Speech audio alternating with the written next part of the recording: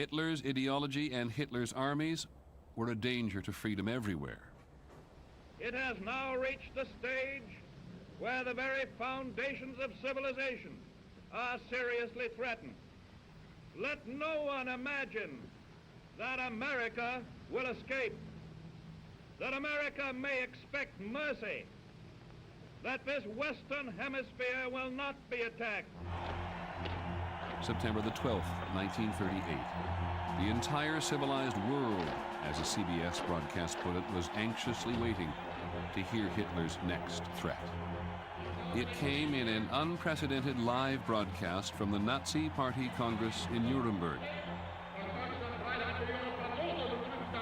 Hitler demanded that the Sudetenland, a region of Czechoslovakia inhabited mostly by German-speaking people, become a part of Germany.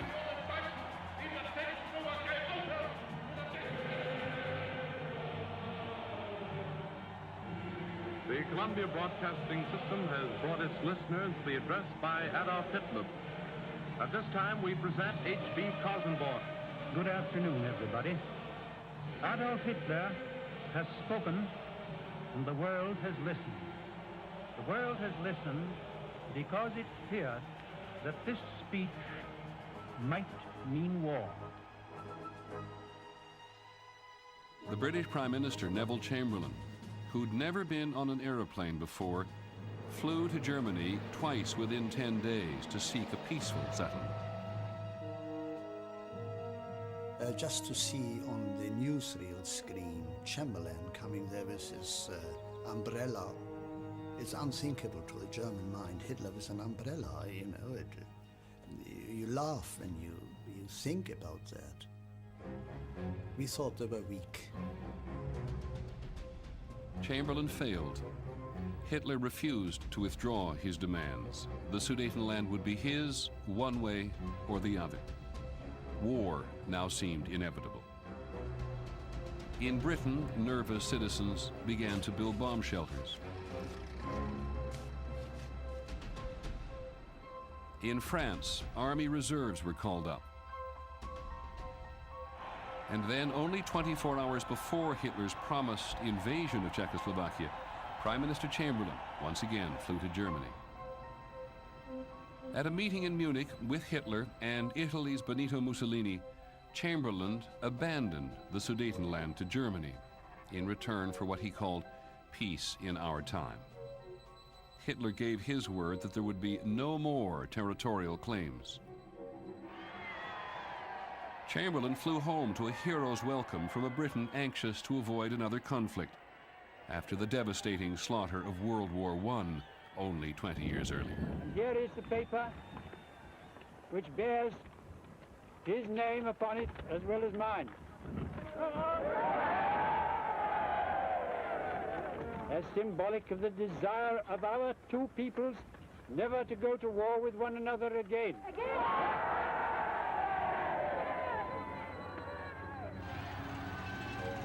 Chamberlain got what he thought was peace. Hitler got the Sudetenland. To us Germans, it was a great thing. Their land is bordering on Germany, and as the Sudeten people were Germans, so we thought, yes, well, why should they live in Czechoslovakia? On October the 1st, 1938, Hitler welcomed 3.5 million Czechoslovakians of German blood into the Reich. Hitler's reception was a replay of Austria.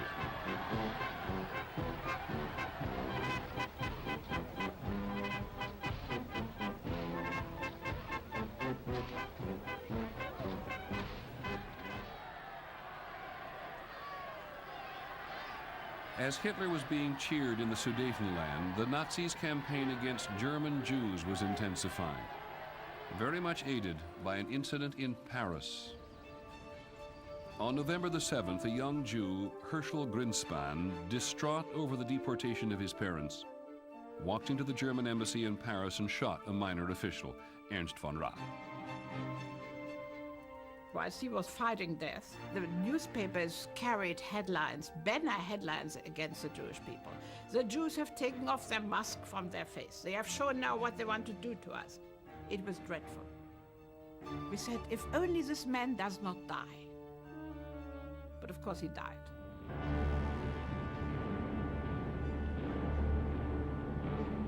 Von Rath's death became Hitler's opportunity.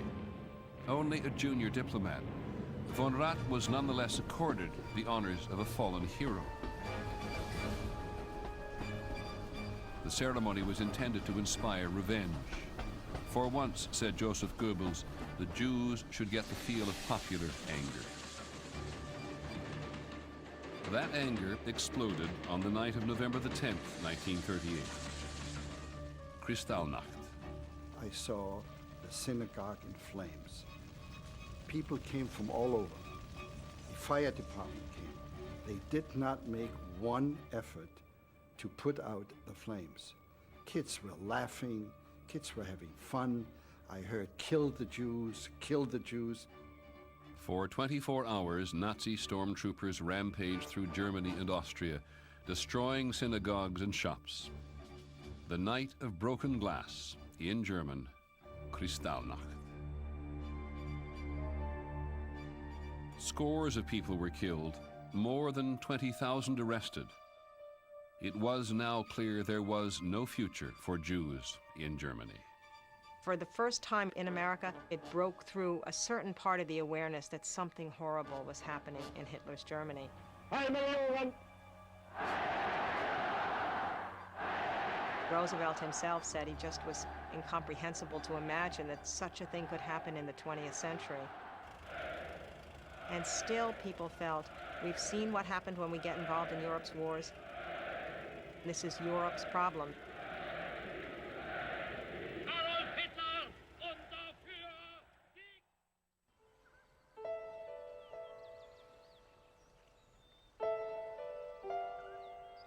On Easter Sunday, 1939, an enormous crowd came together around the reflecting pool in the nation's capital to hear one of the great voices of modern times, Marian Anderson.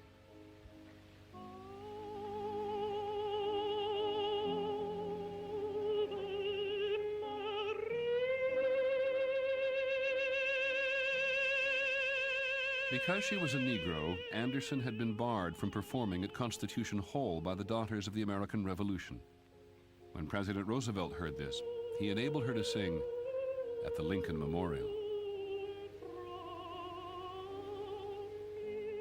And I was among the 75,000 people gathered to hear her sing that day. This was a moment maybe even more important to us than what Joe Louis had done when he demolished Max Schmeling.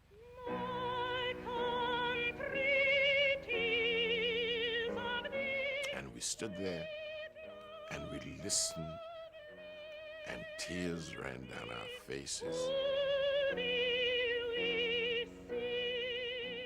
It was a part of America's statement in Hitler's face about what we truly thought about black people.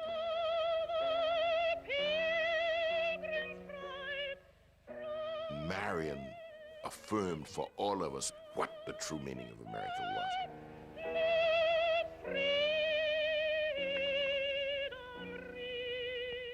That powerful symbol of racial justice gave hope to Europe's Jews. Hope that despite strict quotas limiting immigration, America would provide a haven from the terror of Adolf Hitler. My mother desperately tried to get out of Austria, and because of the quota system, there were obvious difficulties and could not gain entrance to the United States. And one possibility was to get entrance to Cuba. Fred Reif's family joined more than 900 Jewish refugees on board the steamship St. Louis, bound for Cuba. But at Havana, Cuban officials refused to let them land.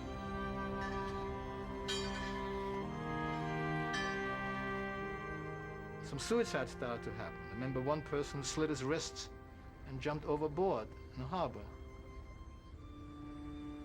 The fear is, of course, if you can't land in Cuba, then you have to go back to Germany, to a concentration camp. We all knew that. And so the St. Louis turned north towards the United States.